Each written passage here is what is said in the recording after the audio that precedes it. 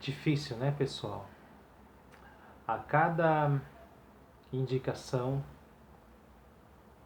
seja de ministro ou outros cargos, nós temos dúvidas. Nós não. Eles deixam dúvidas no ar. O caso de Cássio Marques, que foi indicado por Bolsonaro no STF, é um outro que relembra Carlos Alberto Decotelli, Damares Alves, Ricardo Salles e até Weintraub. Todos eles disseram que tinham feito cursos em lugares que as próprias universidades desmentiram. No caso de Decotelli, este disse que tinha pós-doutorado na Alemanha, um doutorado na Argentina, e no final das contas surgiram várias situações desagradáveis, vamos dizer assim. Por que desagradáveis? Porque ele ia se colocar como um funcionário público. A vida é pública e ele tem que dar o exemplo. Mas foi justamente o contrário. Entrou com pós-doutorado e saiu com mestrado apenas. E ainda duvidoso, porque tinha trechos de cópias que, segundo ele, não foi citado, coisas assim. Ricardo Salles também, condenado pela justiça, perdeu os direitos políticos e é ministro do meio ambiente, o antiministro do meio ambiente. Damares Alves também disse que fez um doutorado e no final das contas não o fez.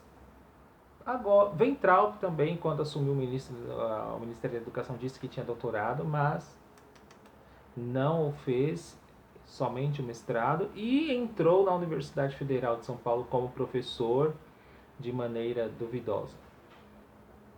Agora nós temos Cássio Marques, que foi indicado para o STF, disse que fez uma pós-graduação lá na Universidade de La Coruña e a própria universidade disse que não, que foi um curso de dias. Segundo Cássio Marques, foi um erro de tradução. Mas fica difícil a gente acreditar, porque, por outro lado, ele disse que terminou 2 pós-doutorados, sendo que ele entregou o doutorado agora, dia 11. O próprio nome diz, é pós. Você faz depois. Como que você faz algo que é pós, sendo que o anterior você não o terminou? Isso é, no mínimo, uma inconsistência. E outra, a assunção que ele está prestes a fazer é para o Supremo Tribunal Federal, cuja prerrogativa central é a lisura. Não há lisura aí. Há uma dúvida pairando no ar. No mínimo para dizer isso.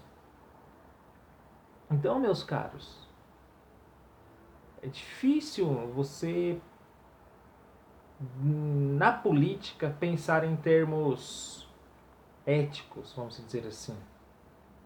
Maquiavel já dizia, foi um dos primeiros teóricos a colocar o realismo de maneira nua e crua na política quando ele escreve O Príncipe. É bem complicado analisarmos tais situações. O que dizer de um futuro ministro do STF com esse tipo de dúvida? Ele é o nome preferido do Centrão. Mas a ala radical da direita de Bolsonaro não preferem outros nomes. E uma coisa interessante nesse contexto político é que muitos políticos da esquerda, como por exemplo o próprio PT, não falou nada, nem o Lula, nem Fernando Haddad, nem o próprio Ciro, nem o Boulos, nem o Ivan Valente, o que esses caras estão esperando para começar a questionar e se posicionar?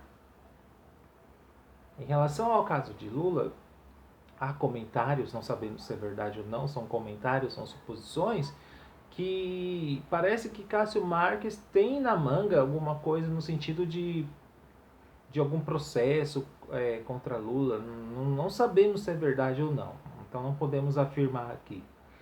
E por esta razão, Lula não se posicionou. Se isso for verdade, aí já é uma outra situação completamente deturpada e que mostra que o PT também está cada vez mais afundado na lama e que nós que depositamos confiança nesse partido, nos vemos nesse momento completamente desesperançados em relação a promessas que foram feitas e não cumpridas. Existe uma expressão de um colega aqui do canal, que é o Thiago Gomes Soares, que ele diz o seguinte, para a gente entender.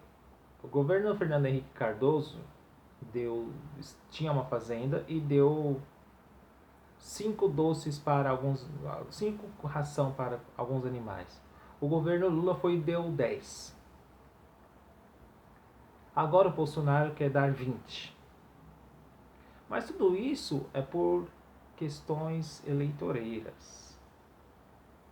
É claro que o governo Lula, se a gente analisar vários dados estatísticos em relação à política social, houve avanços significativos. Isso é inegável, não podemos ignorar este fato. O governo Bolsonaro não, ele já vai numa outra via, na individualização da vida e na destruição da república. Para isso, ele utiliza a democracia e os meios democráticos que o permitem fazê-lo. Lembre-se, ele foi eleito democraticamente. Claro, podemos questionar os meios pelos quais ele foi eleito. E esses postos estratégicos que ele utiliza, porque a democracia o permite, objetiva-se fundamentalmente o esgarçamento das instituições republicanas. E o exemplo da escolha de Cássio Marques já vai nesse sentido. Por quê? Suponhamos que ele seja sabatinado e seja aprovado pelo Centrão, que é o que tudo indica. Vai ser um homem ali que certamente vai blindar muitas coisas favoráveis ao governo. Assim como nós temos um Augusto Aras, assim como nós temos um meio ambiente, assim como temos um Ministério de Educação. Então, meus caros, não é a democracia que está em risco. O que está em risco, a democracia está funcionando normalmente. O que está em risco são as instituições republicanas e o seu funcionamento. Estas sim estão correndo risco no sentido de serem violadas, destruídas, porque vão ser usadas como a prática velha lá do Sérgio Buarque de Holanda, do homem cordial. É nesse sentido que precisamos compreender isto, que há um erro fundamental de muitos políticos, principalmente da ala esquerda, dizendo que Bolsonaro quer implantar uma ditadura. Não, ele não quer implantar uma ditadura. O que há, sobretudo, e que vocês precisam entender isso, é a individualização da vida em seu estado máximo. O que seria essa individualização da vida? Seria a supressão, a retirada dos direitos sociais, civis e, em alguns casos, políticos bem específicos, e a implementação de um estado de salve-se quem puder. Um estado onde as pessoas, os indivíduos, reitero novamente a fala da Margaret Thatcher, que faz muito sentido aqui nessa análise, Não existe essa coisa de sociedade, o que existe é essa coisa de indivíduos. E a partir desses indivíduos, eles vão implementando e buscando a sua mera sobrevivência neste contexto de vida nua. É isso que vocês precisam entender. É este o contexto que nos cerca neste momento. Então, meus caros, mais um caso aí de currículo duvidoso. Peço uma coisa para vocês nesse momento. Precisamos estudar, analisar criticamente a realidade, independentemente das posições, porque às vezes posições que defendemos a história nos mostram que estamos errados, e às vezes posições contrárias que defendemos e que criticamos às vezes estão corretas. Então é preciso essa análise dialética no sentido de crítica, síntese, tá? É preciso fazer esse movimento. Então, estudem, leiam, compartilhem o vídeo, escrevam abaixo nos comentários. Se não concorda, critique também e coloque fundamentalmente os seus argumentos. É assim que se constrói uma democracia. A visibilidade do bem comum só ocorre a partir da conquista e da luta dos seus contrários. Não pela busca do ódio, mas a busca respeitosa dos seus contrários. Então esse caso aí que está acontecendo vai visar a destruição da República. Então fiquemos atentos aos próximos desdobramentos que vão ocorrer. Tá certo? Fiquem atentos. O canal vai passar por novidades. Eu, Marco Aurélio Rodrigues, estou elaborando um curso chamado História da Cidadania no Brasil. Logo mais esse curso estará disponível. Domingo nós teremos uma live interessante com o ex-deputado Adriano Diogo. Nosso colega aqui do canal, Valmir, vai fazer um vídeo chamado exclusivo para isso.